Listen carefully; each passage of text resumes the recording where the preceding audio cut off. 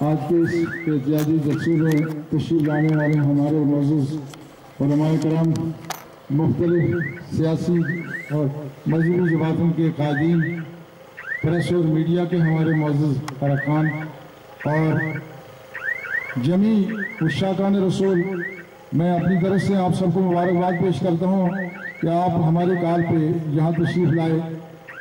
آج یہ جو پروگرام ہو رہا ہے یہ اس مذمت کے حوالے سے ہے۔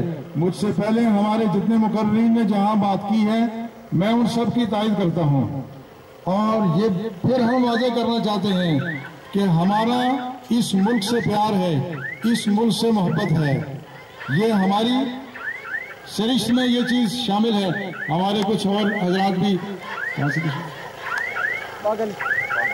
پاک گلی چیران سے کچھ ہمارے علماء اپنے طلباء کے ساتھ تشریف لائے ہیں، ان کو بھی خوش آمدید کہتے ہیں۔ یہ بات ٹھیک ہے کہ اس ملک سے ہمیں محبت ہے، ملک کے اداروں سے محبت ہے، وہ سارے ادارے جو اس ملک کی جغرافیائی اور نظریاتی سرحدوں کے محافظ ہیں، ان سب کے ساتھ ہماری محبت ہے، مگر یہ ساری محبتیں محبت رسول کے بعد ہیں۔ یہ ساری محبتیں محبت رسول کے بعد ہیں۔ اگر کسی شخص نے گستاخانہ رسول کو پناہ دی، اس کا پشتی بان بنا، تو ہم اس کو بھی اسی صف میں کھڑا کریں گے جہاں گستاخانہ رسول کھڑے ہیں۔ اس لیے ہماری طرف سے یہ واضح پیغام ہے کہ مختلف ادارے وہ اس معاملے میں اپنا کردار بھرپور ادا کریں۔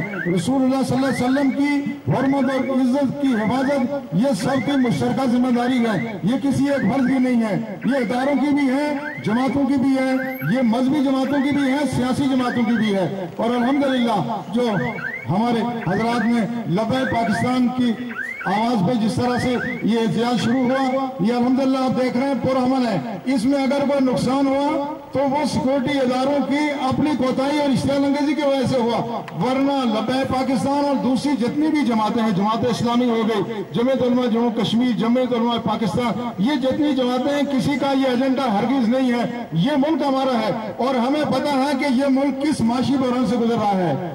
ایسی قوم جس کے سر پر 30 کھرب ڈالر کا قرضہ ہو، وہ قوم کبھی بھی اس طرح کے ماحول کی متحمل نہیں ہو سکتی۔ مگر میں یہ بھی بتانا چاہتا ہوں، ہمارے ممتاز ماہر قانون جناب ظاہر رفیق صاحب نے جس طرح یہاں ذکر بھی کیا کہ یہ سارا فیصلہ ان کا اپنا لکھا ہوا نہیں، یہ کسی نے فیصلہ لکھوایا ہے، اور انہوں نے اپنی دنیا بنانے کے لیے اور آخرت برباد کرنے کے لیے یہ حماقت کی ہے۔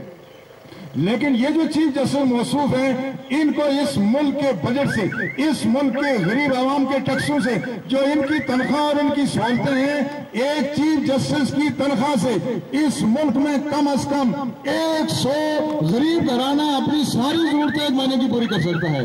ہم تمہیں اتنی بڑی سہولتیں اس لیے دے رہے ہیں، ہم اپنے ٹیکسی سے تمہیں اس لیے پال رہے ہیں کہ تم رسول اللہ صلی اللہ علیہ وسلم کی عزت اور حرمت پر حملہ کرنے والوں کو تم تحفظ دو۔ یہ لوگوں کو معلوم ہونا چاہیے۔ اس سے پہلے عجیب یہ منطق ہے کہ جو لوگ رسول اللہ صلی اللہ علیہ وسلم کی حرمت کے تحفظ میں جن کو پھانسی دی گئی، ان کو تو ان کی پھانسی تو سپریم کورٹ برقرار رکھتا ہے، اور گستاخانہ رسول کی پھانسی کی سزا کو قرضم کرا دیتا ہے۔ یہ منطق ناقابل فہم ہے۔ اور یاد رکھو، جس شخص نے بھی گستاخ رسول کو تحفظ دیا، جس نے عاشق رسول پر حملہ کیا، کئی پہلے بھی سلاخوں کے پیچھے گئے ہیں۔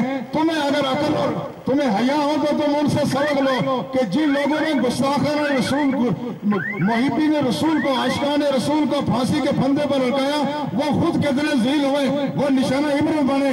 اگر کسی نے آئندہ بھی ایسی حرکت کی، وہ بھی نشانہ عبرت بنے گا۔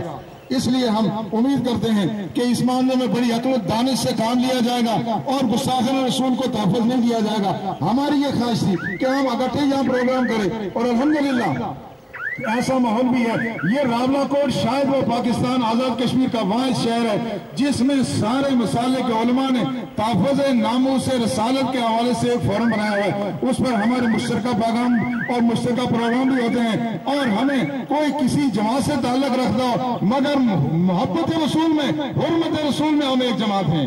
محبت رسول میں ہمارا مشن ایک ہے، ہمارا مقصد ایک ہے، اور ہمارا منتہا ایک ہے۔ لہذا اس میں یہ ذرا اجرت میں پروگرام الگ الگ الگ ہو گئے، مگر ہم سمجھتے ہیں کہ آزاد کشمیر اور پاکستان کی جس گلی میں، جس چوراہے میں، جس محلے میں آج احتجاجی پروگرام ہو رہا ہے وہ ہمارے کاز کو پروموٹ کر رہے ہیں، ہماری ان کے ساتھ بھی ہمدردی ہے، اور اس میں اگر حکومت نے کوئی دانش مندی کا ثبوت نہ دیا، ہم سمجھتے ہیں یہ حکومت اس نے جو ہالینڈ کے وہ ان ملونوں کے جو وہاں خاکے شائع کرنے والے تھے وہ ان کے خلاف اقوام متحدہ میں جا کر کے ایک نیک نامی حاصل کی تھی، لیکن انہوں نے اپنا منہ خود کالا کر دیا۔ ہم چاہتے ہیں ابھی تمہارے لیے راستہ ہے کہ ایسی حماقتیں چھوڑو، پہلے لوگوں سے سبق سیکھو۔ اگر ایسا نہیں ہوا تو انشاءاللہ راولہ کوٹ کی حد تک تحفظ ناموس رسالت کے فورم پر ہم ایک بہت بڑا احتجاجی پروگرام کریں گے، اور ممکن ہے ہمیں کئی احتجاجی پروگرام کرنے پڑے۔ آج جو حضرات آپ یہاں تشریف لائے ہیں ہم سب کے شکر گزار ہیں کہ آپ ہماری کال پہ یہاں تشریف لائے۔ یہ کسی ایک جماعت کا پیغام نہیں ہے، یہ رسول اللہ صلی اللہ علیہ وسلم کی حرمت کا پیغام ہے۔ اللہ تعالی ہمیں حرمت رسول پر زندہ رکھے اور اسی طرح ہمارا خاتمہ فرمائے۔ وما علینا الا البلاغ المبین۔